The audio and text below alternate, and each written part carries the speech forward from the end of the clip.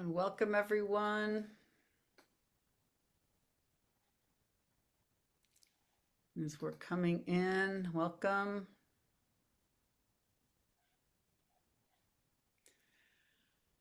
So hello, I want to welcome everyone to Night with the Experts, May 28th, 2026.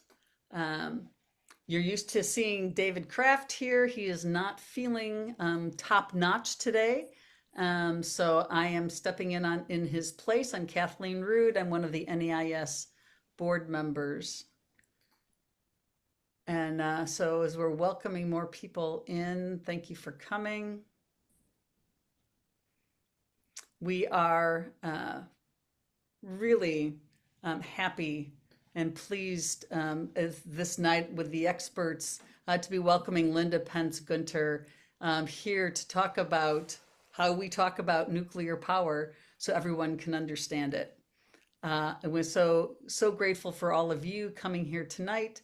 As you know, we record our Night with the Experts so that they can live on our YouTube page. And we will have time for Q&A at the end. I'm going to turn this over to Jan Budar to introduce our speaker and to give you some of the ground rules for our time this evening. Take it away, Jan. Thank you, Kathleen, and thank you for taking Dave's place. It's not an easy thing to do to run this meeting. It looks like there's still 7 people waiting to get in. I wonder. Oh, sorry. There they are. They're coming in. Oh, okay. I'd like to introduce our speaker, Linda Pentz Gunter. She founded Beyond Nuclear in 2007, and she's now its executive director. Her goal was to reach beyond the immediate circle of committed anti-nuclear activists and engage those concerned with the climate crisis, human rights, peace and disarmament, etc. In 2018, Linda launched Beyond Nuclear's news platform, Beyond Nuclear International, which she curates and writes for. Linda also appears almost every week. I don't mean appears. She's almost every week. You can hear her on Nuclear Hot Seat with Libby Halevi. She's a former journalist with Reuters, USA Network, the Times of UK, and other outlets. Linda continues to contribute regular feature articles to the UK daily newspaper, The Morning Star, and Ralph Nader's quarterly Capitol Hill Citizen, and a Counterpunch. She also makes appearances on television. Okay, and here we are, Nuclear Hot Seat, and is sought after speaker for conferences and webinars. In fact, she was a main speaker in a webinar I was at, what's it, Tuesday or Monday. It was a very good one, and Linda was featured. Originally from the UK, I guess, I don't know, England or Scotland. What is that? England. Linda has a BA honors degree in English and Italian literature from Warwick University. I might have this backwards. I did introduce the speaker before. Oh, yes, I will tell you the responsibilities for asking questions after Linda speaks. And so I'm going to turn it over to her now, and she will go ahead with her ideas. Go ahead, Linda. Thank you, Jan, and it's great to be with you all. I don't have a formal presentation, actually on purpose, because the book is really designed to be very accessible, written in lay language. There are no graphs or charts on calculations in it, and so I felt it was just appropriate to talk a little bit and then try to hang on a second, Linda. We haven't shown the book yet. I don't know if everybody realizes that you have written this. There it is. Oh, there's 2 copies. Okay. Well, mine has got all the little tabs stuck to it because I have so many sections that I keep meaning to read bits out of. Yeah, so but it's called No to Nuclear. Yes. And let's have the subtitle. So no to nuclear, why nuclear power destroys lives, derails climate progress, and provokes war is the full title. And when I'm finished talking, if I forget, remind me, but I'll pop into the chat some information on how to get it and also a few other hopefully useful links. But what I really wanted to say was, I'm glad this is called Night with the Experts, because I really feel like I'm the one that's joining this big room full of experts.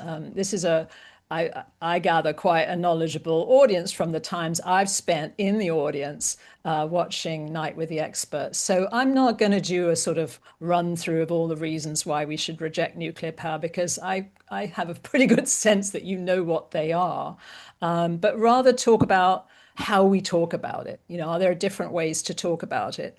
And that's really why this book, the purpose of writing this book, was to tell stories, to really try to find a way to bring this issue kind of more to life, make it more relatable for folks, less intimidating. I mean, that said, when you look at the title, it sounds like yet another book about nuclear power. Will I understand it? Will it be a dense read? The worst thing you can say about a book is it was a bit of a trudge. I hope it's not a bit of a trudge. It's deliberately short because I didn't want it to be a kind of weighty tone.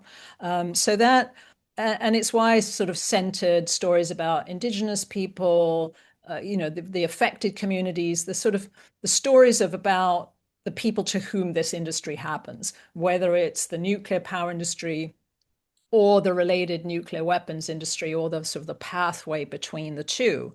And so I really wanted to address today, how we get this message across more effectively, because we do spend a lot of time talking to each other.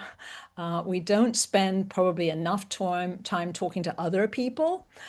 So when we talk to each other, we get more and more informed and we have more and more ideas and we form all these messages, but we haven't really figured out, how to, or we're having a hard time. And I'm not saying I've got the answers, but it's a hard challenge to figure out, like, how do we get these messages across so people will actually start to get on board with our point of view.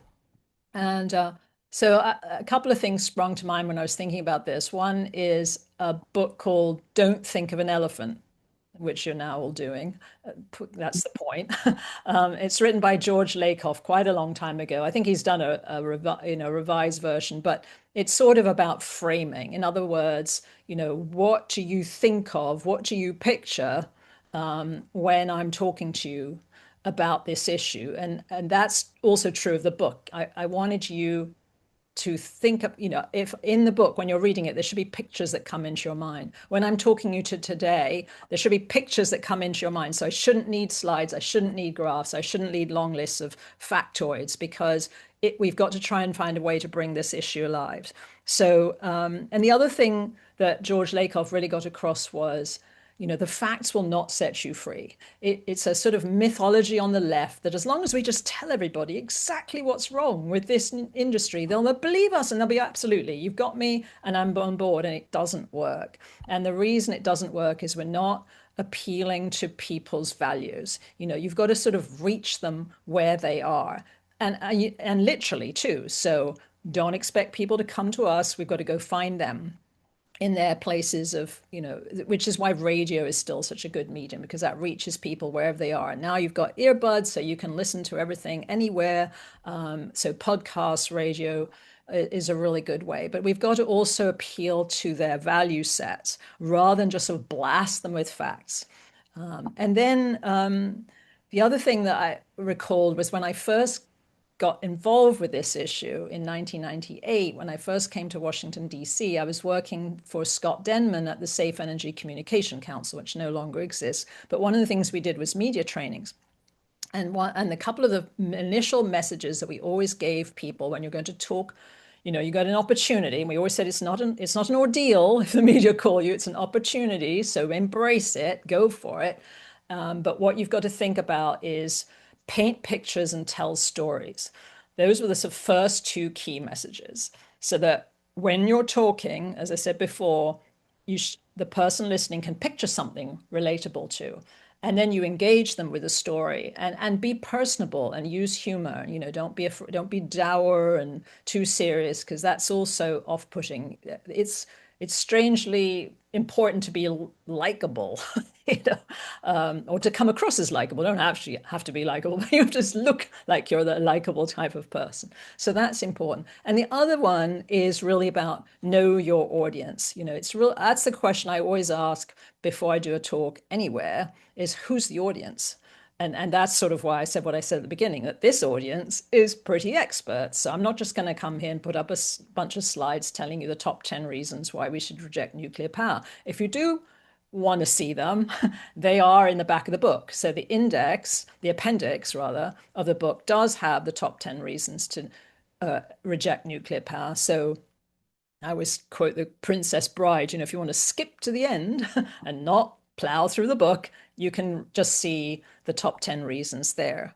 But I think the other thing that in writing this was I wanted to bring the nuclear piece into the wider context of other things that we're doing to our planet, because it really, to me, raised this question, which I think we all ask ourselves. Those of us who are embedded in this movement are like, why on earth would anybody support this? Why would our politicians want new reactors? I mean, they're obviously wildly expensive and not going to be here anytime soon and make unsolved radioactive waste and could melt down. There's just sort of no logical answer to that.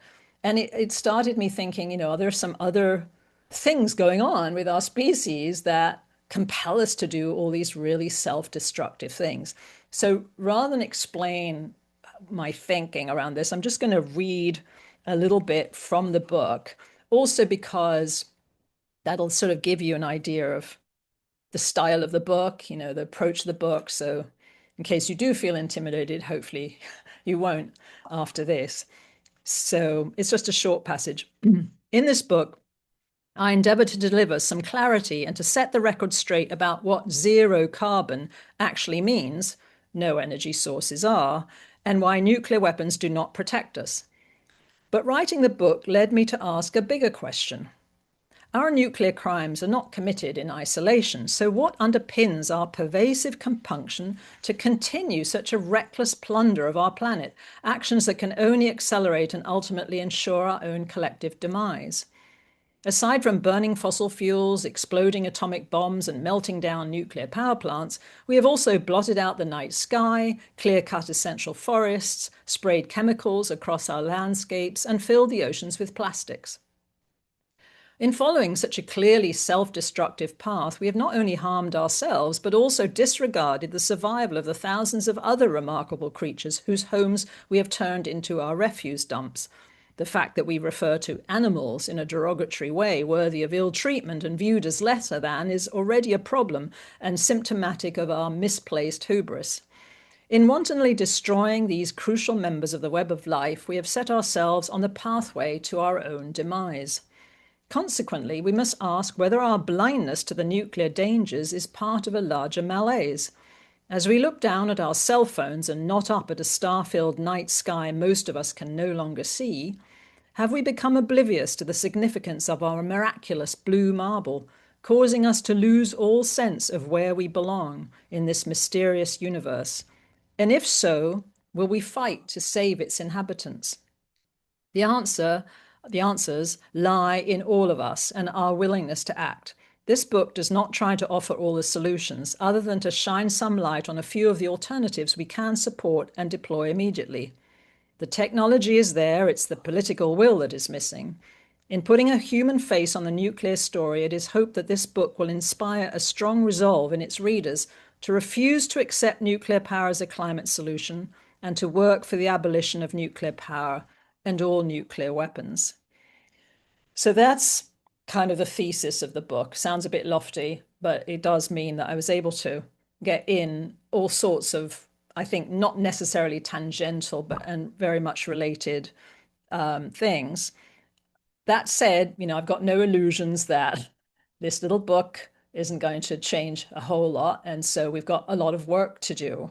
But what I do try to do in the book is tie in the pollution. There's a lot of things in there. There are sea turtles in there, peregrines, reactors on the moon, the Lorax, football players, trolls, and even poor old Oliver Stone. And just to tempt you to read it a little bit more, I'm going to read one more excerpt because this is kind of a fun section, but it's also to sort of encourage you that, to use humor and to think about all the different aspects of this story that we could incorporate into our messages. So this is I'll just read a section of this. It's from A Tale of Two Films. For at least a decade, the hedonists of nuclear power have been soaring on a fanfaronade of their own puffery, enjoying an atomic bacchanalia of sorts as they plant their pro-nuclear falsehoods across multiple media platforms. Nuclear power is renewable energy, they declare, zero carbon, and the answer to climate change. There is a veritable army of them, trained dissimulators, skilled at delivering fake as fact. Lately, however, their ship has sprung a few leaks as financial institutions and even engineering experts have begun to push back, exposing the obvious flaws in their arguments that nuclear power is a beneficial energy choice. One of the more enjoyable punctures to their hot air balloon came in the summer of 2023. Their newly anointed but poorly chosen attack dog at the time was Oliver Stone, better known for feature films such as Platoon, JFK, and W. In early 2023, Stone released Nuclear Now, a plodding documentary about a failed technology of yesteryear dressed up as a fresh idea and, that Stone insists, is the answer to the climate crisis. For fans of Stone, it was sad to see the old lion stumble so badly. Worse, that he then insisted on making the talk show rounds as a self-appointed nuclear power expert, duly wading back into the tired old territory of labeling those who point out the real and documented safety and security risks of nuclear power as fearmongers. We have heard all this before, but none of Stone's recycled arguments stand up to the scientific scrutiny or economic scrutiny. Several months after the release of Nuclear Now, Christopher Nolan's blockbuster drama Oppenheimer hit the screens. Suddenly, it was a tale of two directors. For one, it was the best of times. For the other, probably the worst. Each had taken a single nuclear-themed book as their inspiration.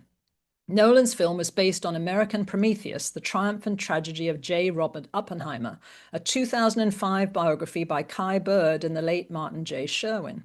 Stone used Joshua S. Goldstein's 2020 book, A Bright Future, How Some Countries Have Solved Climate Change and the Rest Can Follow.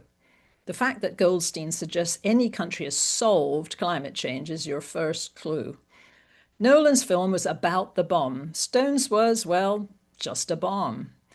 Oppenheimer garnered unprecedented advanced hype, broke box office records, and grossed $80.5 million in North America alone during its opening weekend. Nuclear Now grossed $9,814 in North America over its first weekend. By the end of 2023, Stone's flop had pulled in a grand total of $48,064 in the US and Canada and $59,692 worldwide. Oppenheimer had hit close to $952 million in gross income globally. Desperate for attention, the Nuclear Now publicity team put out a quote from Stone himself, declaring his film to be the greatest story of our time, humanity's mastery of science to overcome the modern demand for more and more energy. As it turned out, it wasn't the greatest story of our time, but possibly the biggest misstep of Stone's career. To add insult to injury, the Guardian newspaper announced its review of Nuclear Now with the headline, Oliver Stone, Putin is a great leader for his country. Ouch. So that was sort of a fun way of being able to dismiss some of the obviously spurious pro-nuclear arguments through a medium that is highly visual, and I think is actually to our benefit now because the media landscape has changed so much that we can all make little films, and some of us do. And you can see them on all sorts of different platforms. So I think that even though I feel rather depressed about what's happened to the traditional media compared to what it was like when I first came to DC in 1998, where we'd get clips all the time and we have actually newsprint, that was sent to us in the mail. But now the media landscape's changed, but there are all sorts of new platforms out there and a lot of really great independent media out there. And I do think that we need to support them a lot more than we do, because we could lift them up so that they become the media of record, because they're doing, platforms like Common Dreams are doing consistently great work, not buying the BS about nuclear and telling the straight story. And as long as we support them financially and by reading them, by circulating their work, I think we've got more of a chance. The other thing is about messenger, because I do think we're quite good at the messages, actually. What we have to think a bit more about is the messenger and then the delivery vehicle. So just talking about the messenger first, it's funny. I'm sorry Dave's not here tonight, but he and I had this quite interesting conversation about the Socialism Festival in Chicago, which we've put in a panel for. And I said to him, don't you think, most of the people at this Chicago thing are young. A lot of them are young people of color and so forth. And I thought, I said, don't you think we ought to have somebody else on the panel? Like, this is two old white people, this is really not good. And he goes, no, it'll be okay, because we've thrown it in there. I have no idea if we'll get in, but it is something I think about a lot, that when you talk about the audience you want to reach, it's important to have people who they can relate to, who look like them. It's really important, for example, I think, even though I touch on them in the book, to give the space and the platform to Indigenous people to tell their own stories, because we've been doing that a long time, and we need to step aside and give them the platform and the voice to tell their own stories. So that's really important, that the messengers are people that the audience can relate to. There used to be metrics on who people trust, journalists, no, lawyers always way down there, doctors way up there. I haven't looked at those lately. Be interesting to see. But that sort of makes me think of another opportunity we have, because there's a group of people now that most people really don't trust, and that's the billionaire tech bros, right? They're pretty much, I would say, hated beyond just the sort of left-wing base. And what they're doing is also more and more becoming an unpopular thing, which is these huge data centers. And so, but what's coming along, the little friend that's coming along with these big data centers are these small modular reactors, right? This is their ideas that we're going to power them with nuclear power. So people are already much more frightened of data centers than they are of nuclear reactors, oddly. That's partly because of the tsunami of propaganda that we've had to confront, which is another reason I wrote the book, even though we can't hope to match the well-financed ability for the nuclear industry to promote itself. But I think we've got a chance now to raise the profile of the risks of nuclear to a whole new demographic who are already fighting these data centers, who hate the tech bros, who don't want the data centers, and need to understand that they're going to get this terrible twofer of not only the data centers guzzling and contaminating their water supply, but nuclear power plants doing the same thing, apart from the massive expense, and apart from the risk of meltdown and so forth, and the health implications of living near these things. And the other, I think, alarming thing is that because these billionaires don't want to pay for anything themselves, and they don't want these data centers in remote areas because it's too expensive to bring the power out there, they're looking to bring them into densely populated areas, which means that nuclear power plants are going to come into densely populated areas. And there's already resistance to this. We've already been contacted by people who are worried about data centers and have now cottoned on to the fact that this comes with nuclear power. So I think now we have to really kind of ride the crests of some important waves of news, and there's plenty of it, in order to keep seeing opportunities to get our message inserted into the agenda or the talking points in the news. The other one, it's usually bad things, obviously, that give us these chances. The other one was clearly the Iran situation. because what I try to do in the book as well is make that connection between nuclear power and nuclear weapons and the risks of exporting nuclear technology all around the world to countries that clearly want commercial reactors as a potential pathway to develop the bomb.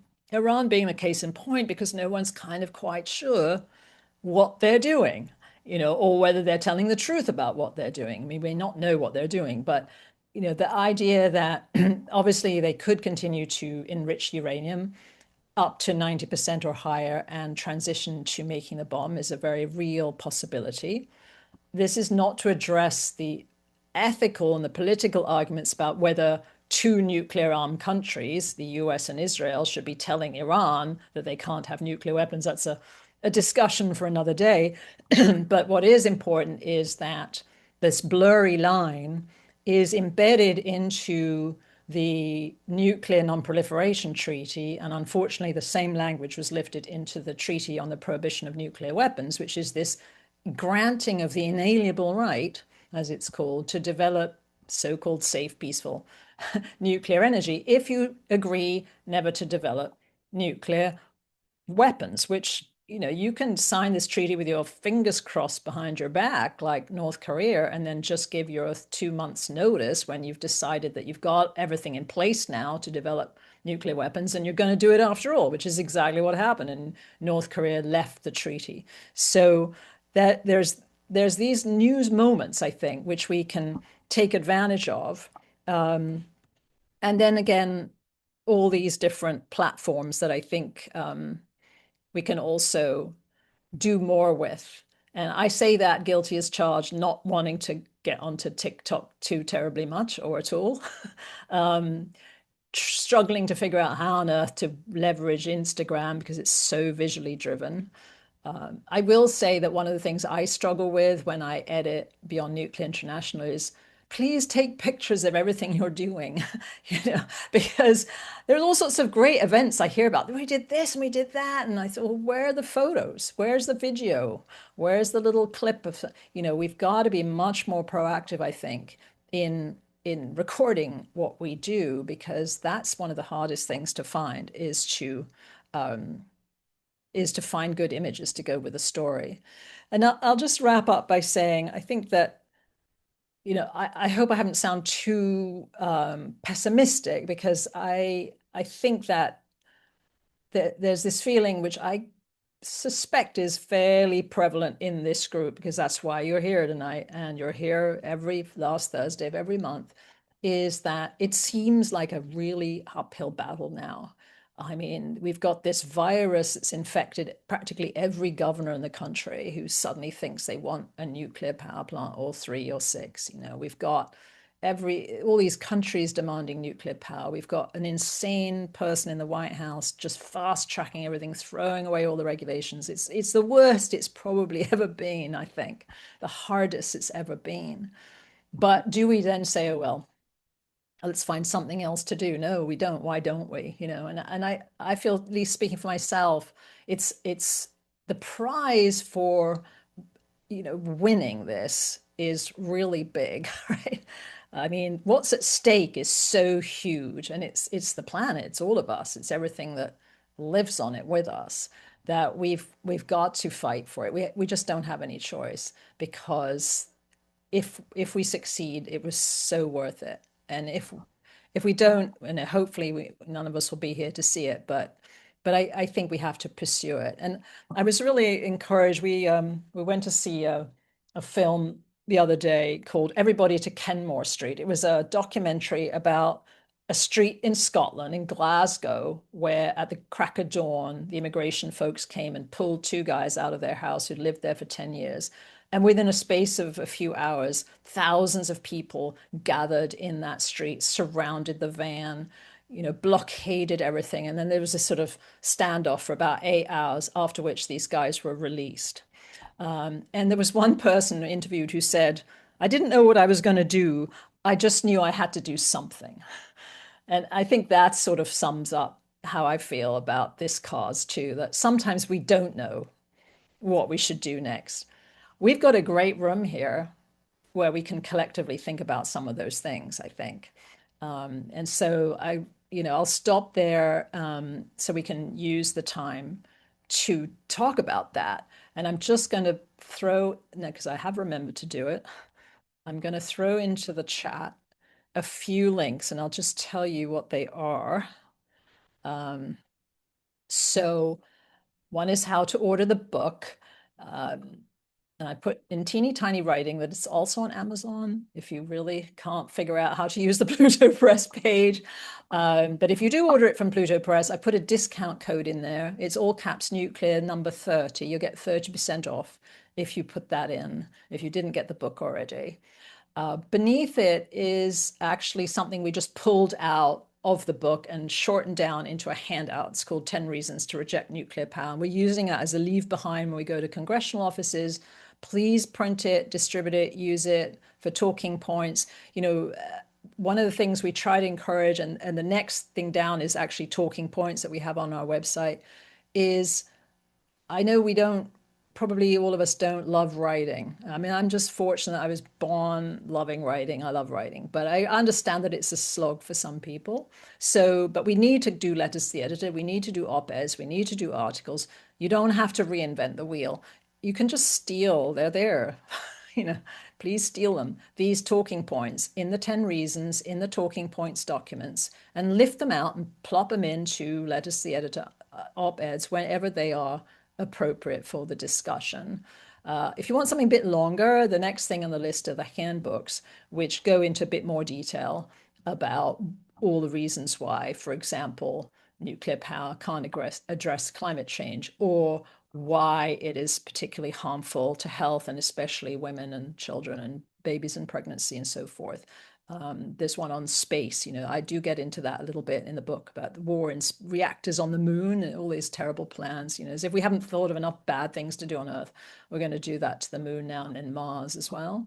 And then lastly, what I put in, because it just came out actually online, which is unusual, is an article by Peter Castagno, which is on the front page of the Capitol Hill Citizen, which is a print-only newspaper that comes out 4 times a year, published by Ralph Nader.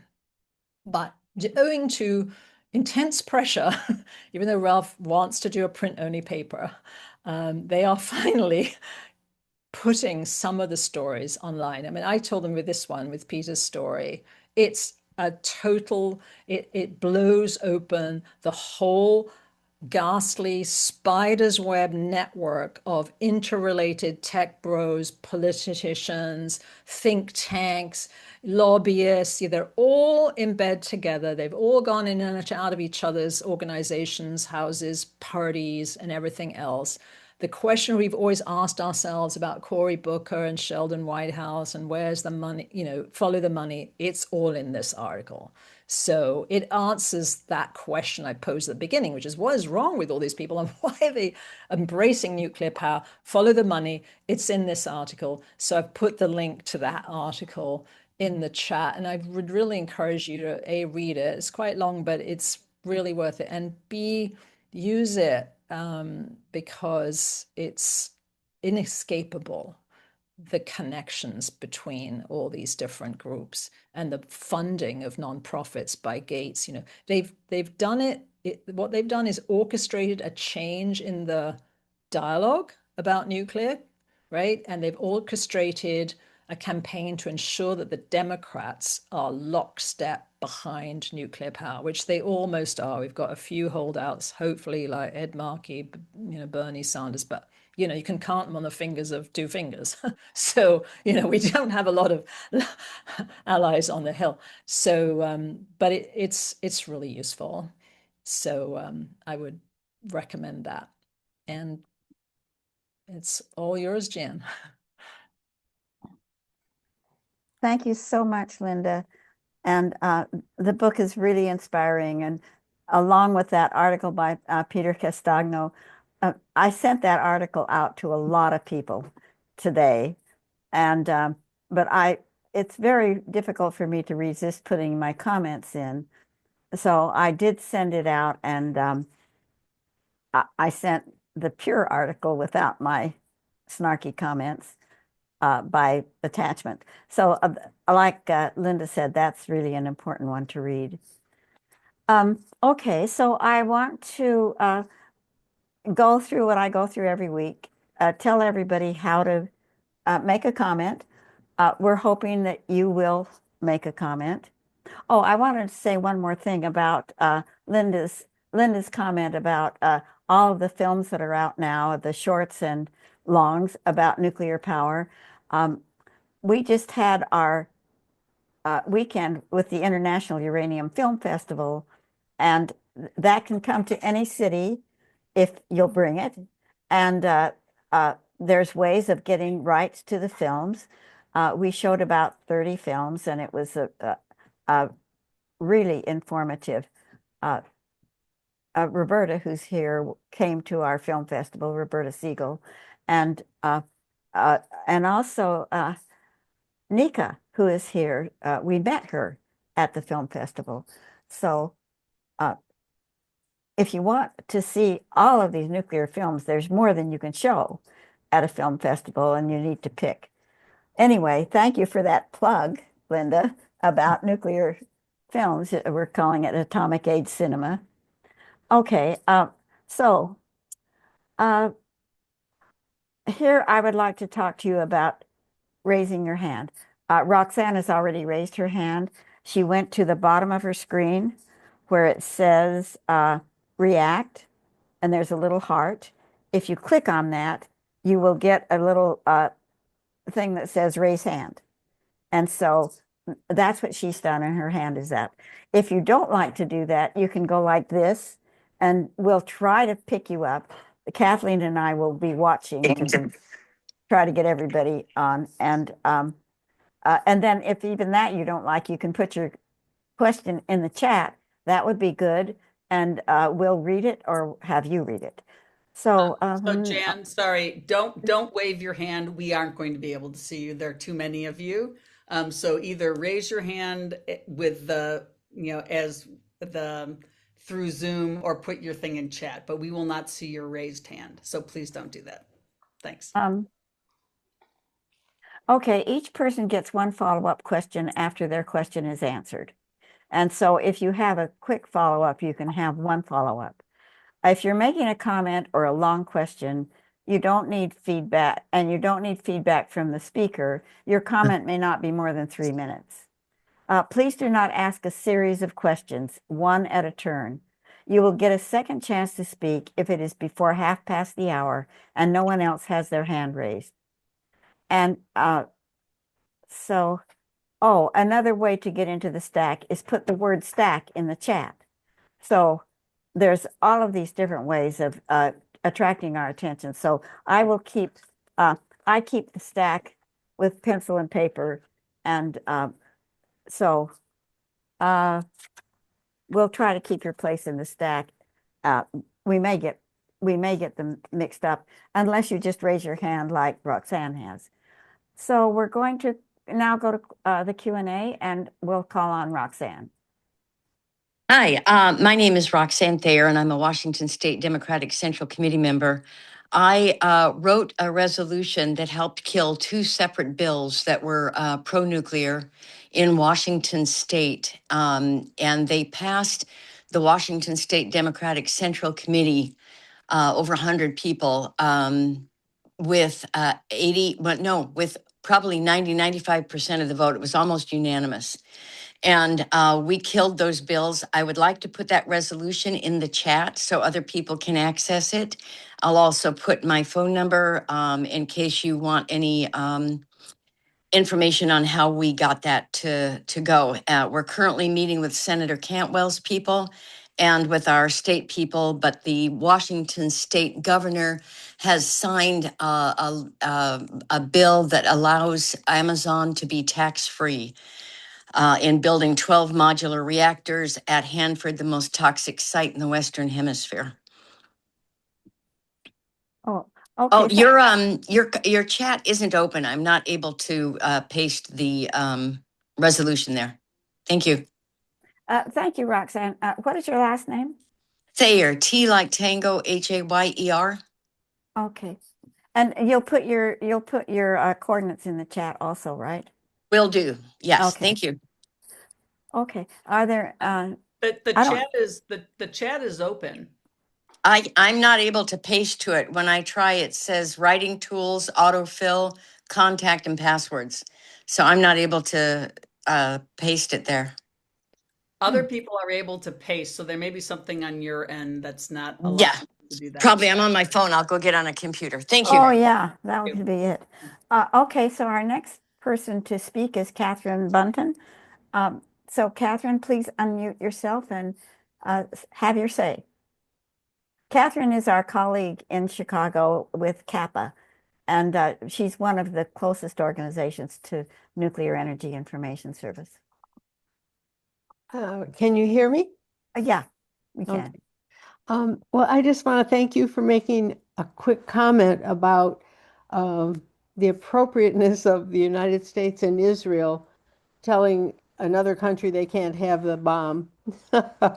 It's pretty outrageous. And I do think that right now, whether you're talking about nuclear weapons or nuclear energy, they're all bad, very bad for humanity, for our existence and health on this beautiful planet. So I think right now we have a big window to talk about Israel's nuclear and to have, because a lot of people don't even realize that they have had nuclear because they're supposedly not talking about it.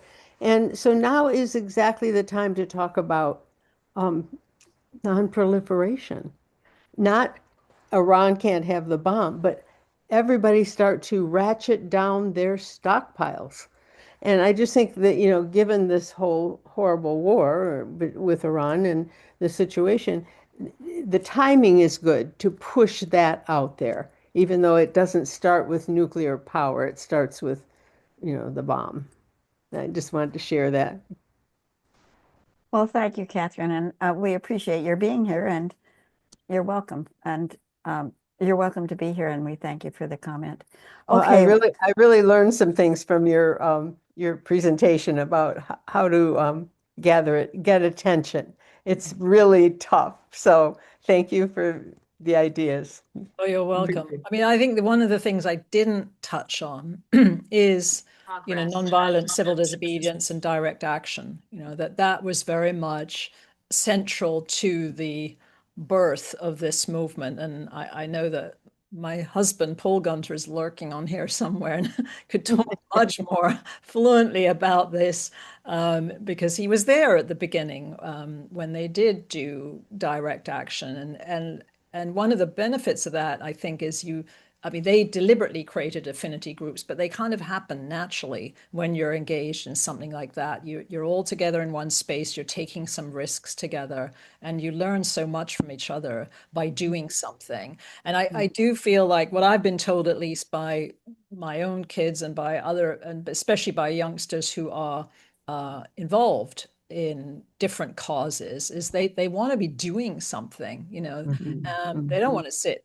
and listen to webinars. They want to be out there doing something and feeling like they're doing something. And it's got to be fun. And I don't mean that in a sort of frivolous way. Right. I mean that in a sort of satisfying way. And you see that with the climate movement, especially, where they do a lot of disruption. They go into these big dinners all dressed up to look like they're part of the scene. And then the next thing, they're holding banners and shouting and humiliating them, and they get hauled out of there. But it's all on video, and they get attention and they get their message across. But I think they're kind of they're taking some risks, obviously, but they're sort of having fun doing it. And we've stopped doing that, and it seems to be really hard to mobilize people here, especially. I see it more when I go back to the UK, where there seems to be much more action in the street than there is here. But we should probably rethink whether or not we need to start to do more of that. And most of us on here, I recognize, are older as well. And so some of us are retired, lucky you, and some of us are not retired, but we have more time, and one of the things that struck me, not to get too much on the sort of Israel beat, but one of the things that struck me about the movement in the UK against the prescription of a group called Palestine Action, which is a nonviolent direct action group, which has been proscribed. So it means that if you mention them, so I probably have mentioned them now, whoops, but if you mention them, then you are violation of the anti-terrorism law. The protests that have against the prescription of this group have been conducted almost entirely by elderly people with signs being, they've arrested thousands and thousands of these pensioners, as we call them, they haul them off, blocking up the court system. But it's a really good, it's a good way of making a point about the legal system. And I always remember, I can't do him justice, but I know that there's these great quotes from Howard Zinn, who I'm sure you're familiar with, who said that, some more good has been done in this world by people breaking the law than people abiding by it. Because a lot of these laws, you got to think about who wrote them and what are they for. And just because it's the law doesn't necessarily mean it's a good thing. So that doesn't mean go out and smash windows, but it means, when there's an unjust law, we have to sometimes break it, which is what a lot of the swords into plowshares folks did, speaking of nuclear weapons, in order to change it. Thank you. Our next questioner, okay, here's the stack. Linda Williams, Connie Klein, Kathleen Rude, and Michael Perlmutter. And so our next questioner is Linda, and Linda needs to be introduced. She is the Atomic Cabaret lady, and she's a professor of physics in Hawaii, and she also puts on a show and writes send-ups of regular songs like Alpha Beta Gamma instead of Do Re Mi. Anyway, Linda, thank you very much, and we'd like to hear your question.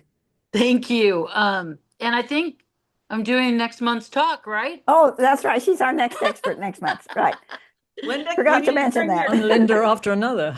Yeah, which is right, exactly, and on communication. So Linda, I just wanted to, I want to thank you for pointing out how to communicate this subject matter. And it takes a choir of different singers because some people are good at poetry and some people are good at storytelling.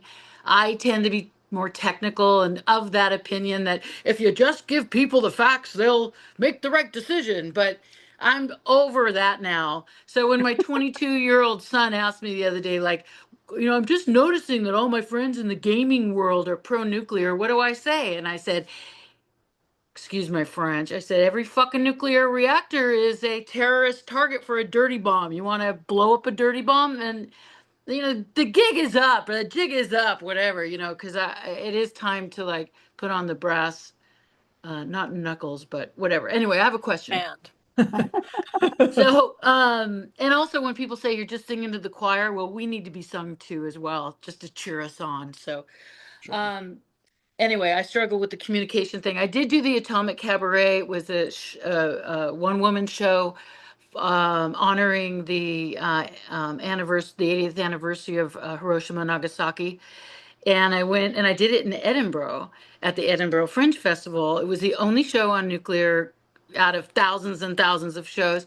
I had people leaving in tears, angry and crying because they said I had to have a warning because it was so upsetting. And I was like, well, it was about nuclear weapons in Hiroshima and Nagasaki. Like, actually, when one woman got up in tears and fled my show, I just said to everyone, well, actually, that's the appropriate response because all of this material and information should make you so upset that you break down in tears immediately. So, I mean, it's just how do you communicate this material from one spectrum of being a robot and the other spectrum of making people burst into tears? So, I mean, I remember Helen Caldicott, I asked her, I said, oh, I don't know if I should be dancing for scientists. And she said, I don't care if you give them a lap dance, as long as you get them to stop with nuclear weapons. So that was one question. And I know you said not to ask a series, but I'm finishing up an article right now on part 57. And I'm just wondering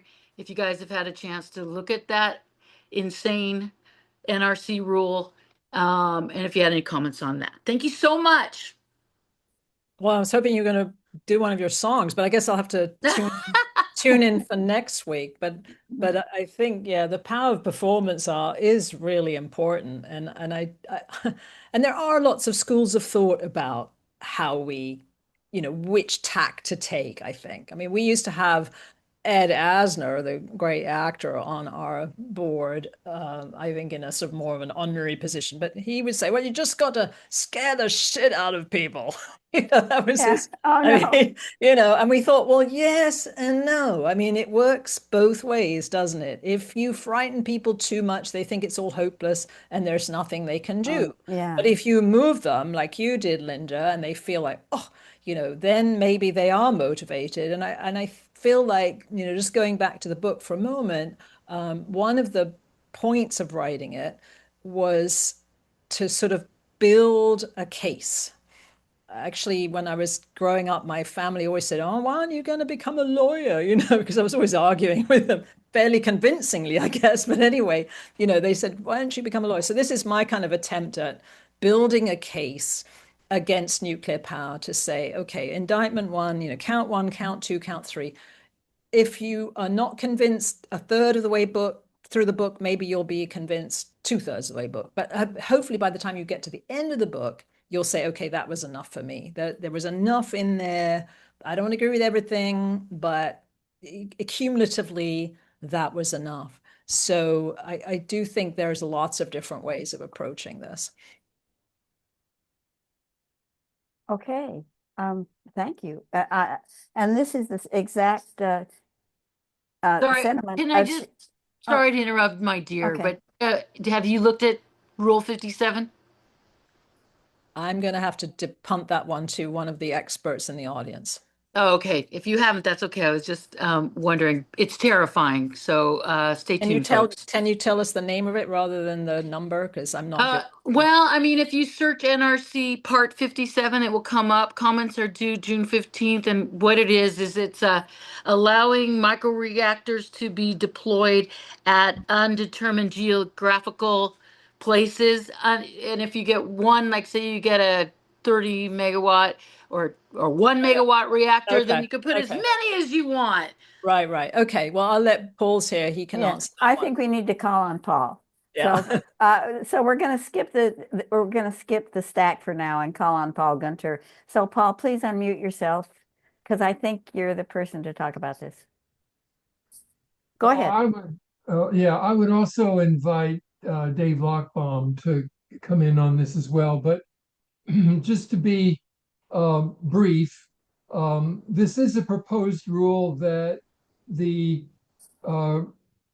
refashioned U.S. Nuclear Regulatory Commission has come together, basically driven out of the executive orders of the Trump administration. So, this is all pretty much end run regulation in a rewrite of case law over the last 50 years. So, and they're going to do it in 18 months. But let me just get to the point that this is I'm skeptical of risk-informed regulation when there's so much uncertainty about new designs and knowledge gaps and experimental reactors. Risk is based on living out experiences primarily. And so we're sort of out over our skis when we're talking about nuclear power and experimental technology that hasn't even really been run through proper oversight and theory and put together in a way that has some reliability. But right now, this whole Part 57 is based on how quickly you can get profit out of and do it overnight with an industry that is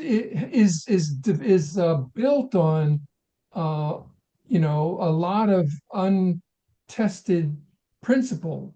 But so maybe Dave could pop in here with some thought too.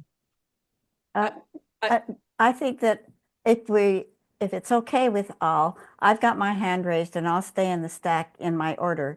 But Dave Lockbaum, do you want to just come in for a minute and kind of respond to what Paul said?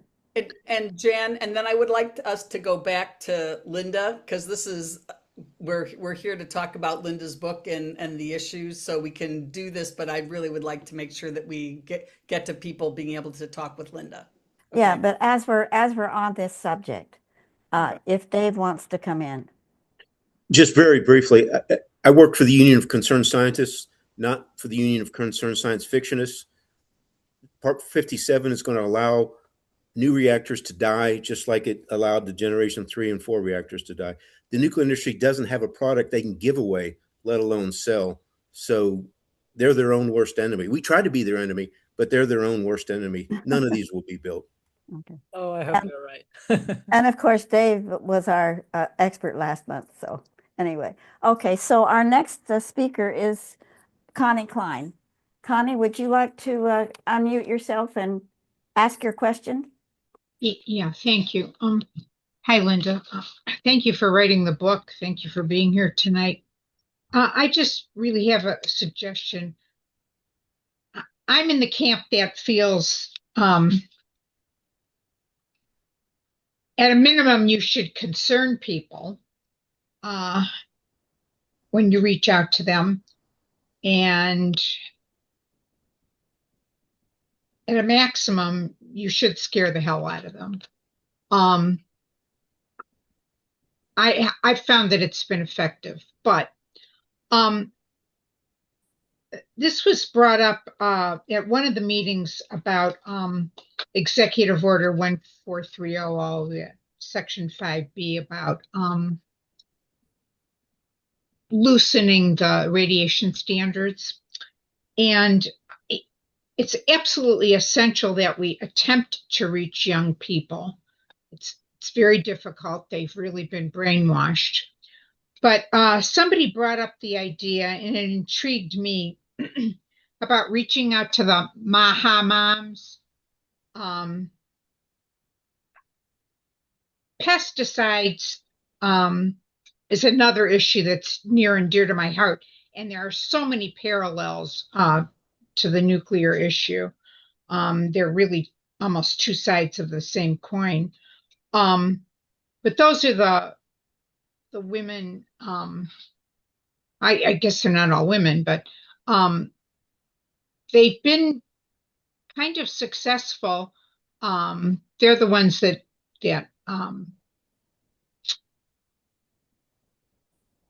were in the RFK camp, and then not so much after Trump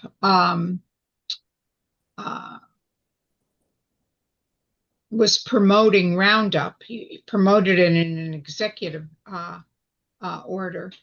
And those people were somewhat successful with the farm bill. Probably not as much as they wanted to be.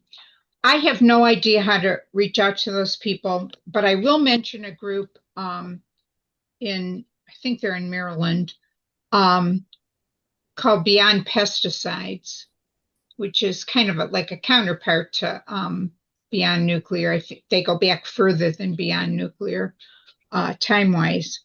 But if anybody has any ideas about how to reach out to people like that are already concerned about health issues and environmental issues, I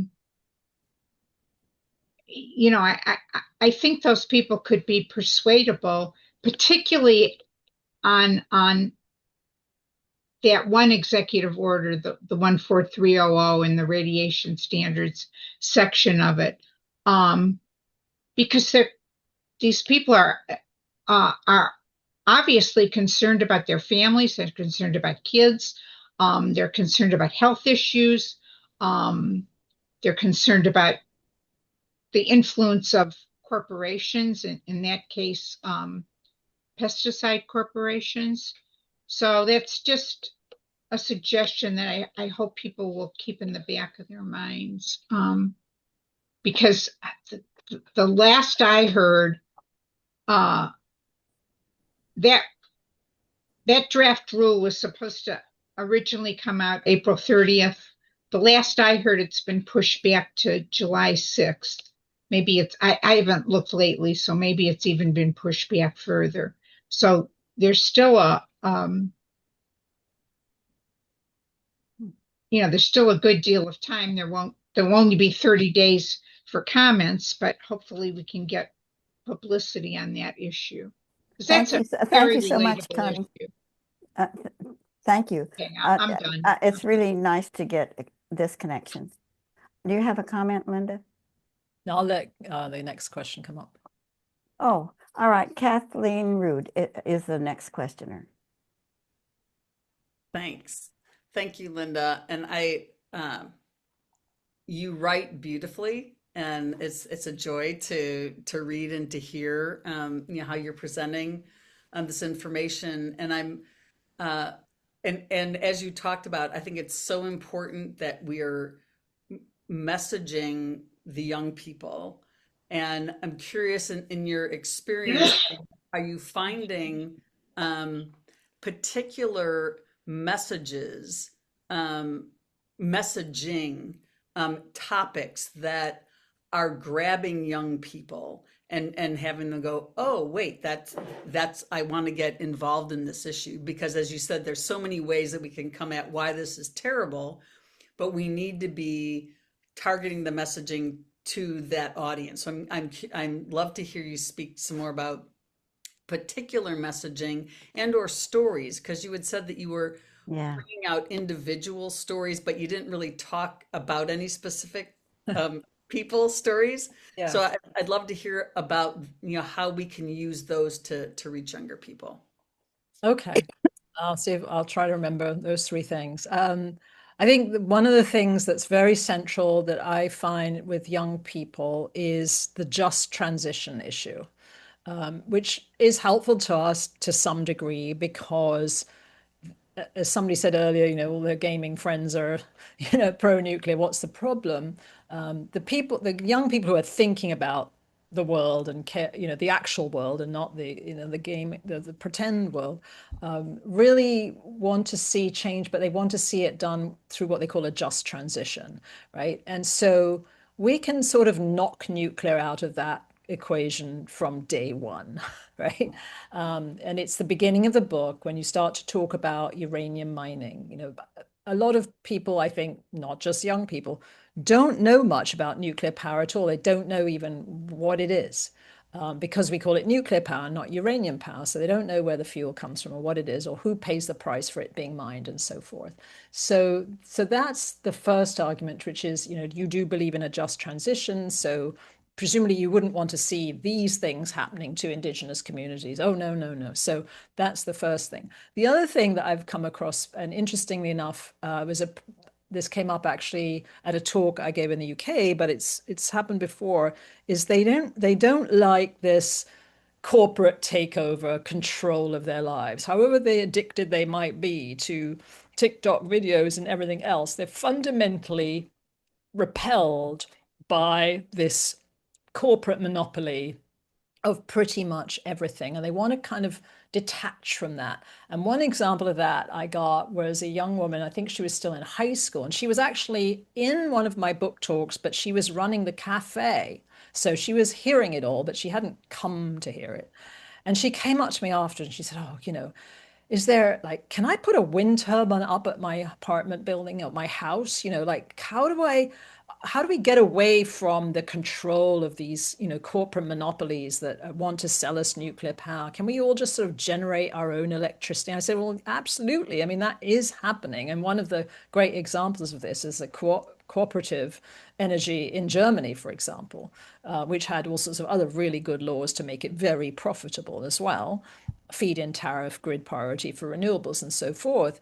But whole villages that were using wind turbines, not necessarily a single one, but a few, and solar panels, generating the electricity they needed for the town and then selling the rest onto the grid, right? So it was a profit-making thing. And so I think that those, so far, apart from wanting to be able to do something and have fun doing it, it was this idea of that. And then the other thing I think is that they do see the interrelated stories. And, there isn't time tonight to sort of read little bits, too many bits out of the book, although it's fun to do that. But some of the stories in the book are about sort of remarkable successes, small groups of people doing extraordinary things and winning. And sometimes I think with young people, they do see the interconnectedness of the climate fight with the justice issue.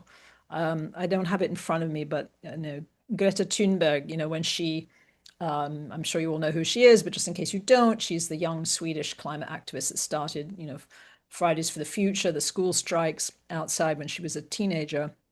When she went on the flotilla, one of the freedom flotillas to Gaza the first time, a reporter said, understandably, what are you doing here? You're a climate activist. Why are you on this boat?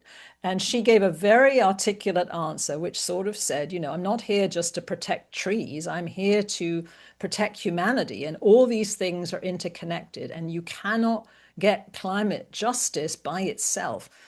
You have to connect it to justice in the bigger picture. And I do think that's true with nuclear as well, that it's such an unjust industry. And that's something, this is a very long answer, I'm sorry, but this is something that young people, I think, do relate to, and the injustice of it. And in the book, there are stories about Black communities that have been preyed upon and ripped off, and also Indigenous communities, and the whole story of the Congo. I mean, someone mentioned earlier about how Israel, has nuclear weapons. How they got them is one thing. How they continue to fuel them is another incredible story, which is in the book. This whole high seas skullduggery of Mossad stealing uranium from the Congo. I mean, it's stuff of movies, and they've made them. So I think those are all pieces of the puzzle that hopefully help. Thank you so much. Oh, well, that was a good question and answer. And our next questioner is Michael Perlmutter, and I wonder if you would mind introducing yourself when you ask your question. Oh, you've got to, oh, okay. I'm a friend of Roberta Siegel's and have been participating in her, the organization of the yearly gathering at the site of the nuclear origin at the University of Chicago. So, this interests me in terms of generating more people to come to these events. There are really not enough that are coming out, even for local, so in a local sense. It seems to me that the religious or the moral dimension, especially as you're mentioning justice and young people, is something to pay attention to. And also, the willingness to use these weapons and AI for, military and of course the bomb. They keep developing the bomb. It has to do with this, maybe deep in the psyche, religious psyche, is the concept that we live forever. And especially in Western civilization, that is a core belief of life after death. Christendom, that's very strong. It's within Judaism, but it's not manifest. It hasn't gone to that level. But the irony is, and you're bringing up about the state of Israel, having weapons and also having to cope with not only anti-Semitism, but this terrible issue of committing genocide of all the peoples in the world, to have to deal with that. So there's a link, I think, a moral link that I think young people might be more open to than older people in terms of a moral universe can exist in affirming that life is not eternal and that it's only eternal if we make it that way. So it's a real challenge to the Western civilization belief in life after death. That no, that finite reality is something to take responsibility for. That may be another avenue. Well, I think, one of the things we should do, because there are some young people in our movement, and I actually was interviewed by one recently, and is to ask them, just to ask them, well, what brought you in? What turned you on to this? I'm always curious when I see young people, especially on the nuclear weapons piece, actually, because it seems to me that that's even more remote in some ways than the nuclear power piece, which is sort of in front of our face all the time. And they're parroting the party line. Oh, yeah, it's going to be cheaper, safer, cleaner, greener, blah, blah, blah. But the nuclear weapons thing, until perhaps recently, because Trump is rattling the nuclear sabers rather loudly. But until then, I think there's this perception that that's kind of over with. We dealt with that. The Soviet Union's done. It's not a threat anymore. Whereas, in fact, when you look at the doomsday clock, you realize we're actually in the most dangerous times we've ever been in. But it's a perception versus the reality. And so I think we should, anytime you're around anything where you've got a young person on your team, ask them what brought them in, because we can sit here all night speculating on what young people like 40, 50 years younger than us might be attracted by, but we should just ask them and find out what it is, Thank you. Thank you. Our next questioner is Jake, and he's on the phone. So, Jake, you need to unmute if you can hear us and ask your question. Are you there? Oh, Hi. there you are. Hi, Jake Aronoff. Thank you for your talk. Very nice talk. Comment and a question. The first, this is in response to the discussion of Israel having the bomb. What's not stated is that they're also doing tremendous amount of work on solar energy technology, and instead of bombing Iran, maybe they should sell them some of their solar energy technology, and that would help wean Iran away from trying to get the bomb. If you get my drift, that's number one. Number two, my question is, well, because you're talking about tremendous amount of politicians, including Democrats around the country, who are saying, yeah, they want nuclear power as a way of, as an alternative to climate change. Here on local level, we have a governor by the name of J.B. Pritzker who pushed through the legislature a very good climate change bill, most of which we agree with, but it also includes funding for safe, clean nuclear power. You sold on it. I guess my question is, how do we wake these guys up and get them to come to their senses on this? Yeah. Well, that's something we can all collectively weigh in on, I think, because there's no obvious answer to that, because they're so. I mean, read Peter Castagno's article. You'll see how captured they are. It's sort of a club. Everybody's in it. It's a money thing, and I think. I mean, don't feel like I'm an expert on the political machinations of what goes on inside their minds. But one of the things that I get the sense of is that they're very focused on what can I do now while I'm in office to impress my constituents. They're not too worried about the long game, right? Yeah. So they'll promise these things. They may or may not turn up, but at least I've clearly tried to make things better for you. As Dave said earlier, none of this is going to happen. I hope you're right, Dave. Even as they wipe away, as many obstacles as they can so they can fast track them, they probably still won't get here. And they certainly won't, if they do get here, won't get here in time to be useful for anything, including jobs or climate. So I think that's part of it. It's just they play a very near-term game. And I've always felt that banging your head against the sort of wall of the congressional offices is really tough. What you need to do is get their constituents wised up, because all they care about is their jobs and getting reelected. And so if their constituents don't want nuclear, they won't want it. If they think that nobody understands it and they're getting paid big money to push it, they'll continue to push it. So they need to hear from us over and over again and in bigger and bigger numbers. And again, that's really behind the impetus for this book, is to try to write something that you can all give to your friends. This is, this issue already, but you want to have somebody read it who is on the fence or has been snowed by the propaganda or just doesn't know anything, and this has happened to me quite a bit with friends of mine. They said, well, I was kind of agnostic, or I wasn't sure. I was kind of skeptical of what you do, but after I read your book, that's it. I get it now.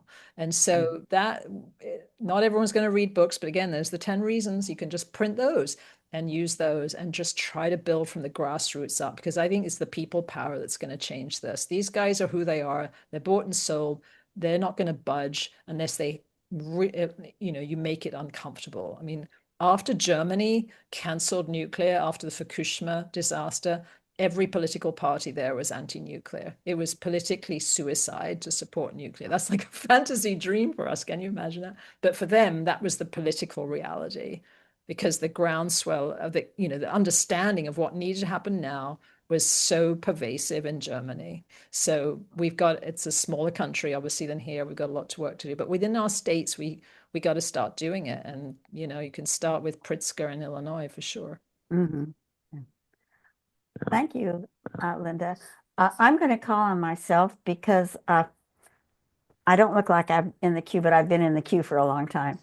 I am really concerned about a certain belief that I have been confronting since I was a kid, and that is that the world is going to come to an end, and when it does, Jesus will restore all things back to normal, back to a beautiful earth, and the good people will enjoy the earth forever in a very pure and wonderful condition. Now, I don't think that is a trivial question, because there are so many people that believe that. And it's the only reason I can see that our military and so many of our politicians are unconcerned about the end of the world, because they believe it inevitable and that the world will be restored. And I don't know, I'd like to know what you think of whether that's a serious consideration from our side of the fence. Yeah, I have no idea. There's all sorts of curious beliefs, and this idea of belief is part of the problem. I remember early on when the Heinrich Böll Foundation here in DC used to do a lot of stuff on nuclear power. They had a guy here, Arne Jungjohann, who was very interested in the issue. And so one of the things he did was he would have these sort of soirees, the dinners at a lovely restaurant in DC, and he'd invite all sorts of people from the NGO community from different areas, and somebody from Germany would come. Usually a minister, either a state minister or provincial person. And one of them came and he said, I don't understand what it is in America when you talk about climate change as a belief. He said, it is not a belief. It is a reality. Like, why is it considered, well, some people believe this and some people believe that? It was just completely alien, this idea that this was a belief. So when it comes to what people believe, I have no answer to that, but it's a convenient way of not thinking about something. Well, I just believe this, so I don't have to bother to understand it or form an opinion about it. We've got some bit of background noise from one of the phone. Oh, it's Jake. Yeah. Jake, you need to mute yourself. Sorry. Oh, okay. So our next questioner is Carolyn Treadway. Oh, and I would like to mention the fact that there are things in the chat. Elliot Zashin, Nancy Morris, Michelle Lee, Sharon Abra, and Lori Johnston have put things in the chat that could be brought up, and also Ace. So I've got this list of people who put things in the chat. And if you want to, we're going to call on the people with hands up first. And then I'm going to go asking around for these people in the chat if they want to bring out their points or ask their questions. So next we have Carolyn Treadway. Hello. Hi, Carolyn. I don't see myself on the screen. I just see Linda. Oh, there you are. Yeah.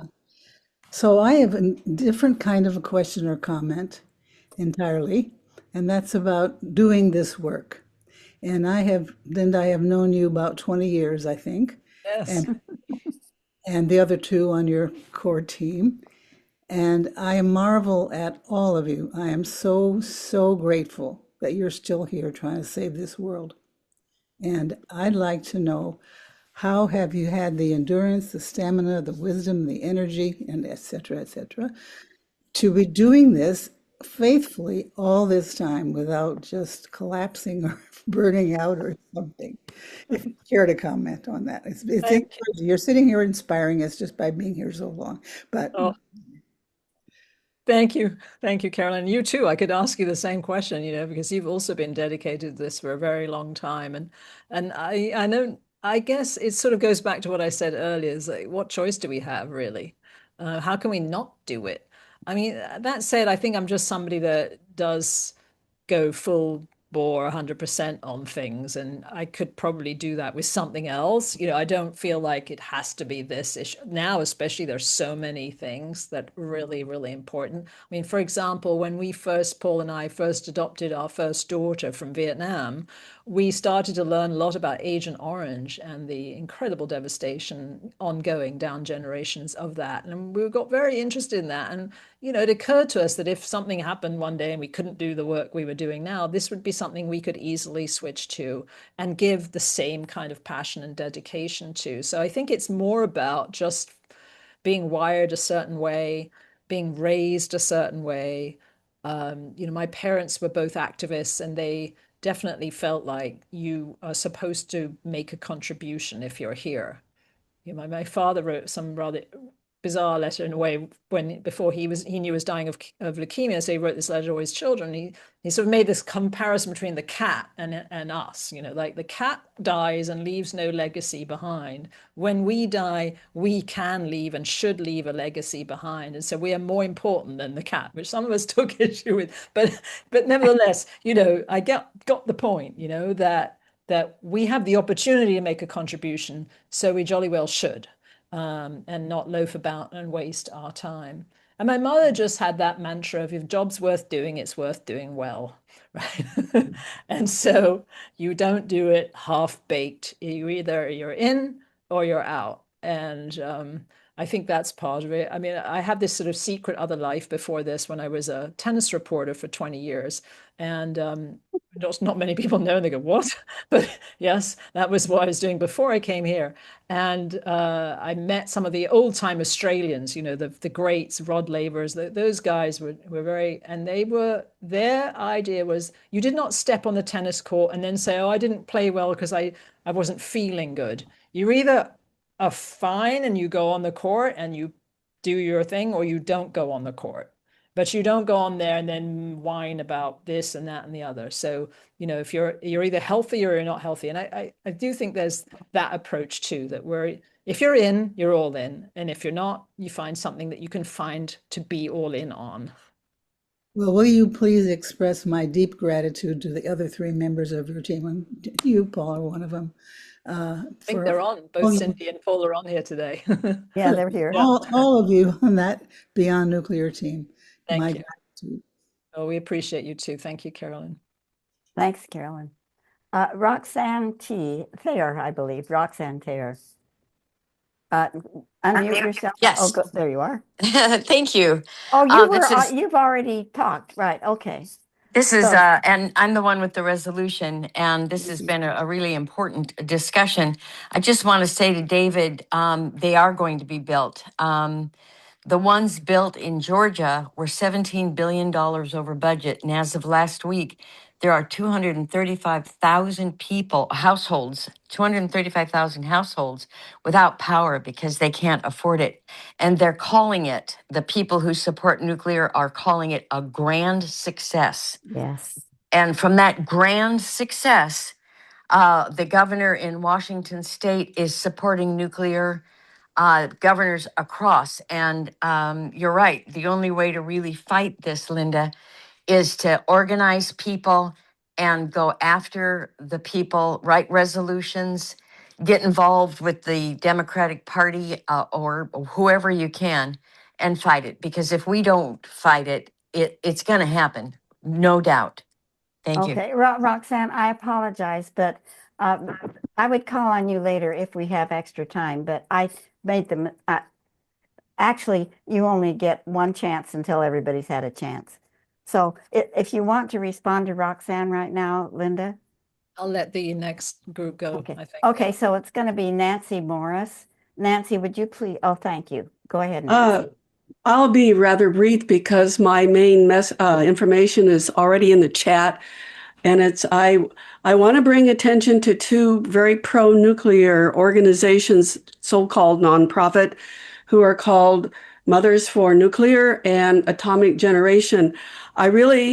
You have to know who is out there and the tactics they use because they're very vigorous, obviously well funded from who knows where. And this is so I think it's important to know what they do, their charts, how they organize and bring people on board so that a discussion can be shared with people to diffuse or dispute or lead people towards a renewable trajectory. Okay. The other thing is that we have a lot of various nonprofits who are opposed to nuclear power, but it seems like we do need more of a central hub where we could put in, have a website is effective. Their websites are quite effective. So I'm bringing this up so that people can just get ideas from this as well. So and also you can save the chat by going to the upper right and clicking on the three little dots. Thank you. And thank you very much, Linda, for your book. I've read it and it's great. I recommend it to everyone. Thank you. Thank you, Nancy. Do you want to respond, Linda? I don't think that was a question, so let's keep Oh, going. okay, so we'll go to Stephanie. Stephanie is a board member of NEIS. I Go ahead. intend to buy your book. It sounds just wonderful. And how would one approach, because this seems to be kind of in your face in regards to nuclear power and other oil and gas, the labor unions, because that is often brought up that, oh, well, the governor was listening to the labor unions. So I'm anxious to read your book if there's any pointers in there to share with our legislatures in regards to the blockage. Yeah, that's a really tough one. There isn't really anything in the book specifically about the labor unions, but it is something I've encountered more over in the UK, actually. For whatever reason, I've got more involved there, maybe because they're a bit more powerful there. There's two big labor unions that really control all the other agendas, and one of them has the nuclear workers in it. So it is really difficult. I mean, what we tend to say is this is not about taking people's jobs away.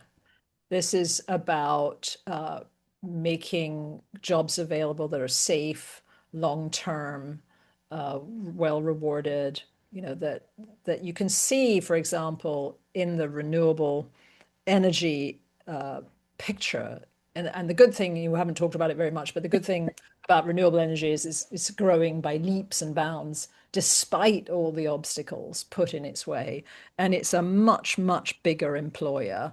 And that's true here as well as in the UK. So I think that it's a question of trying to, again, sort of meet people where they are, find out what they care about, and show them opportunity. And I think that I don't know enough about the situation here, but I think one of the challenges that we've got is that renewable energy jobs are not necessarily unionized. And so that becomes a sticking point. It's certainly true in the UK as well. And so they say that they want good jobs, but they want good union jobs. I actually had a sort of long battle with a union guy in the UK through the pages of the Morning Star, because he was saying, that nuclear power was Marxist, which was completely baffling. I mean, but nevertheless, we had this interesting debate. I mean, he also had some other really crazy ideas. But the central thing was that, we've been at this for years. It's totally fine. And we've got these solid long-term jobs. And this is going to deliver us even more. Now, we can debate whether or not the new nuclear reactors, which are not the same as the old nuclear reactors, because these are small, experimental, untested, untried new reactors, whether they'll get here or not. But if and when they do, they are not going to be a jobs bonanza. And you're also going to have to wait a heck of a long time. So I tend to say, if you want a job, do you want it tomorrow or do you want it 22 years from now? Because if you're banking on nuclear, that job won't be for you. It might not even be for your children at this point. So, if you want opportunity quickly, then you've got to go to the industries that are growing fast and exponentially, and that's not nuclear power.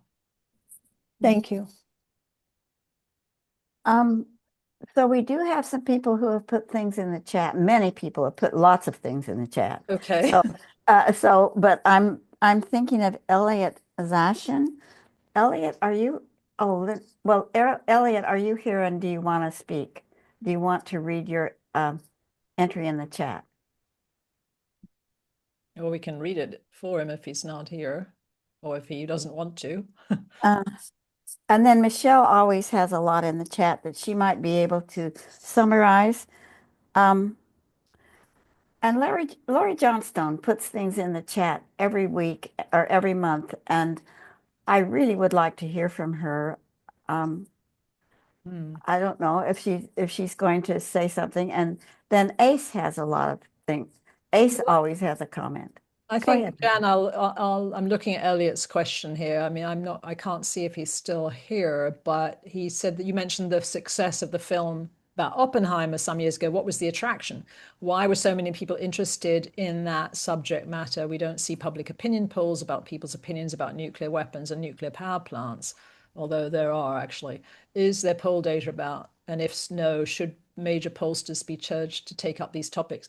I mean, the issue I have with this polling, and we do see opinion polls, like more people are now supporting nuclear power than they used to, more young people are, and so forth, is what was the question and how was it framed? Because that's actually really critical, because sometimes it leads you in a certain direction, sort of power of suggestion. And also it sort of just exemplifies the success of propaganda. If more people now are supporting nuclear power than they used to, that just tells you that the nuclear power industry's propaganda campaign has been very effective, because they've been sold a pack of lies and now they believe it, and so they've changed their minds, but they haven't actually done the homework and researched it. They've listened to the Mothers for Nuclear and all these other facile sound bites, and the dancing bananas at the COP saying bananas are more dangerous than nuclear power plants. Now we saw this ad saying the candles are more dangerous. So it's sort of that. I mean, the Oppenheimer thing, it was, I suppose, that is an endless fascination, obviously, that story, and why they went ahead with it, even though they didn't need to, and what was the thinking behind it. But it doesn't necessarily explain it. One of the other examples I like to give, which I find still to this day extraordinary, is that the most successful drama series ever broadcast by HBO and Sky up until that point was Chernobyl, right? Which got massive viewership, a drama about the Chernobyl. It's all set in Russia, and it was incredible. And they had to, I love saying the last episode, Jared Harris had to explain what a positive void coefficient was as part of the drama, and it worked, and people were riveted. And so you think, okay, there is some fascination with this that's out there. We maybe are underestimating the level of interest there is in this subject matter, but you've got to find a way to communicate it so it reaches people. And I thought that Chernobyl did more for us than any of them. We've slogged away for years, as Carolyn said, a couple of decades trying to penetrate people's psyches about nuclear power. And this television series just lifted it into another stratosphere. I mean, Oppenheimer sort of did the same, I think, for nuclear weapons. Controversially, it didn't talk about the people to whom it happened, which is what's in my book. But the people to whom it happened were given an opportunity that they perhaps hadn't had before to tell their stories once the film came out. So it kind of gave a platform to a springboard to carry on. And so they did, we saw Tina Cordova, Trinity Downwinders quite a lot on news programs after Oppenheimer came out, which wasn't happening before. It was frustrating for them, I know, that their story wasn't there.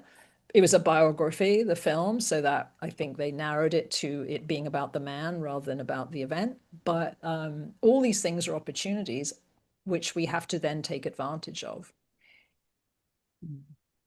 So it looks like Sharon Abreu has responded, and she now has her hand up. So Sharon, please ask your question. Hi. Yeah, is it okay if I respond just for a minute about the just transition situation? Well, for a minute. Okay. It is past. All right, It is past the half hour, and oh, okay. And we need to make sure that Linda is not fading and that she's ready. Okay. She's ready to go on. But she looks pretty. Okay. I just wonder if we could have maybe a separate event to talk about just transition and the challenges with it, and the history of it, and how we could maybe make it a lot more attractive to workers, especially in the U.S. Yeah.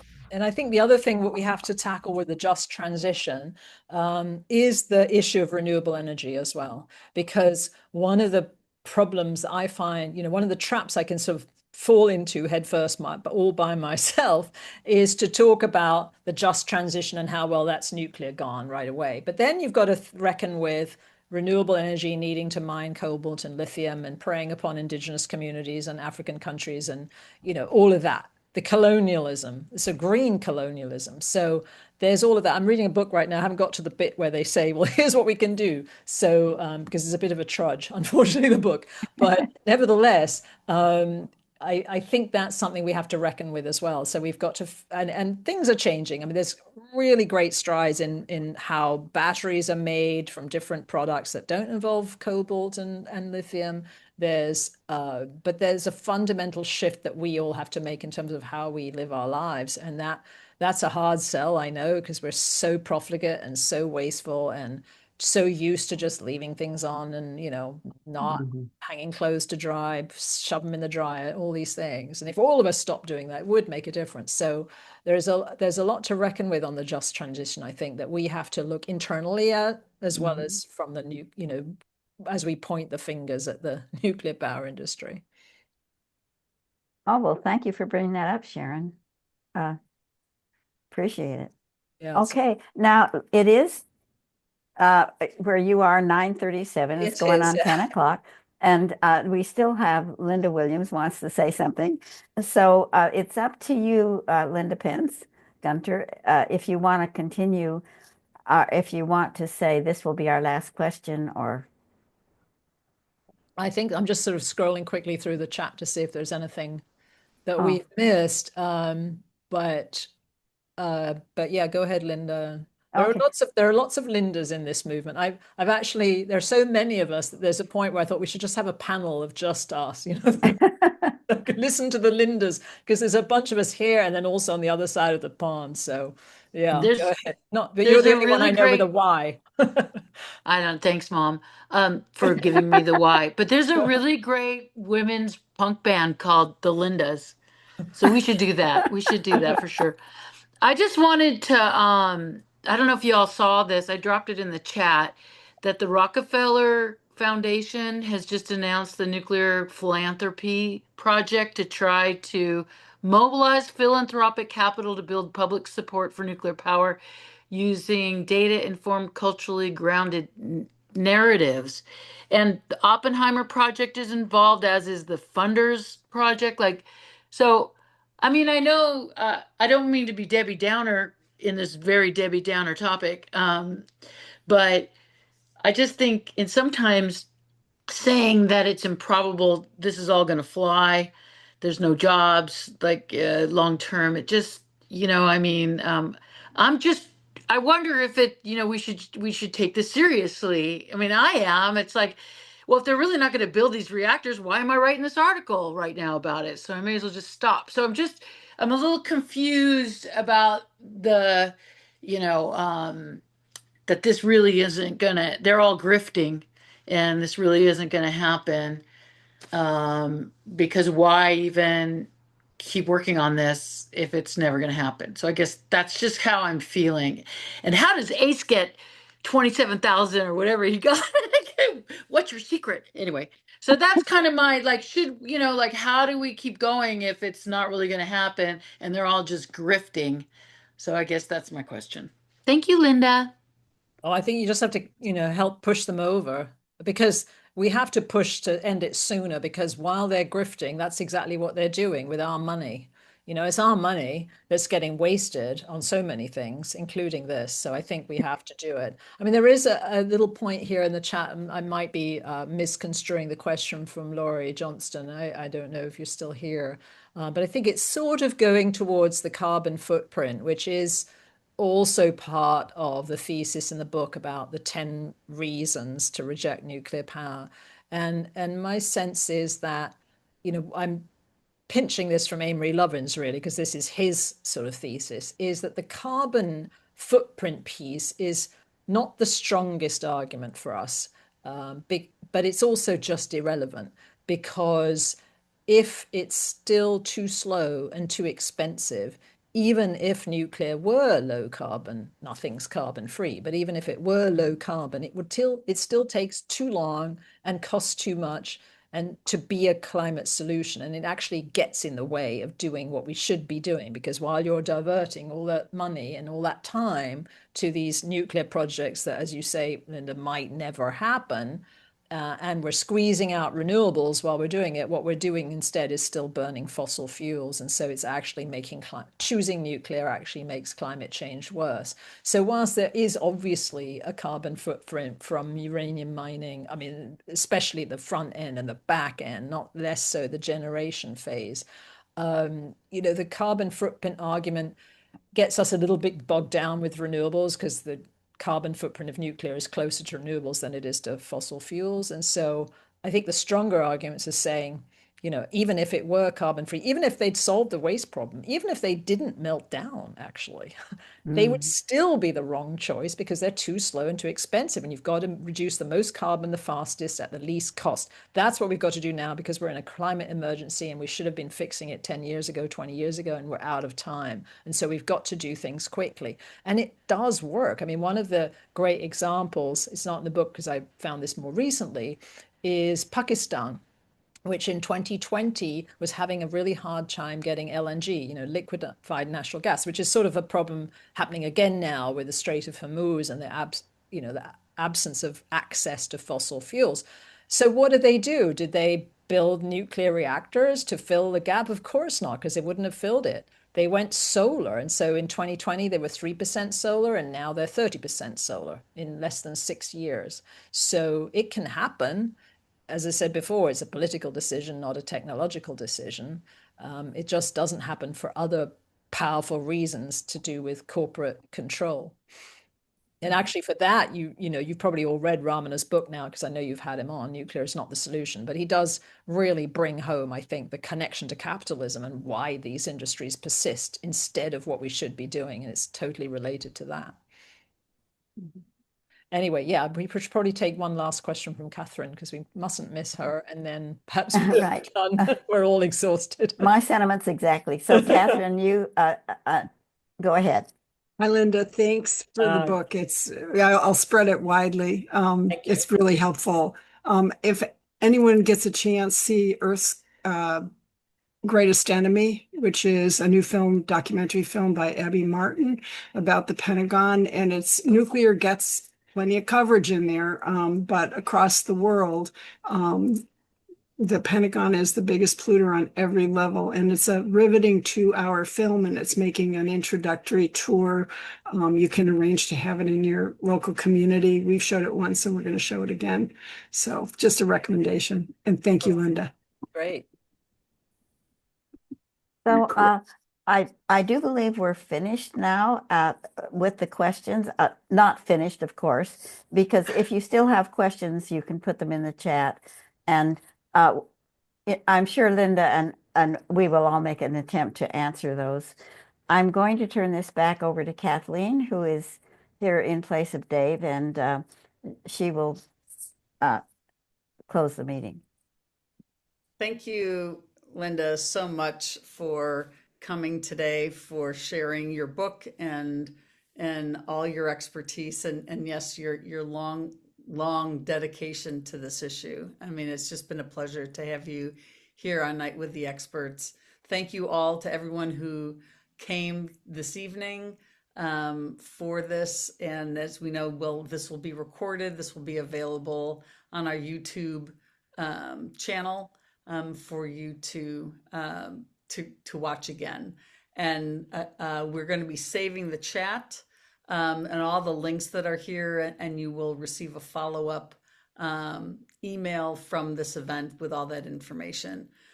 So once again, on behalf of Nuclear Energy Information Service, Night with the Experts, thank you, Linda. Thank you, Jan, for all the work that you do to make this happen. And thank you to everyone here for coming. And we hope to see you next month, the last Thursday of the month. Great to see you all. Mm-hmm. Bye. Bye-bye. Goodbye, everybody. Thank you for coming. Bye-bye.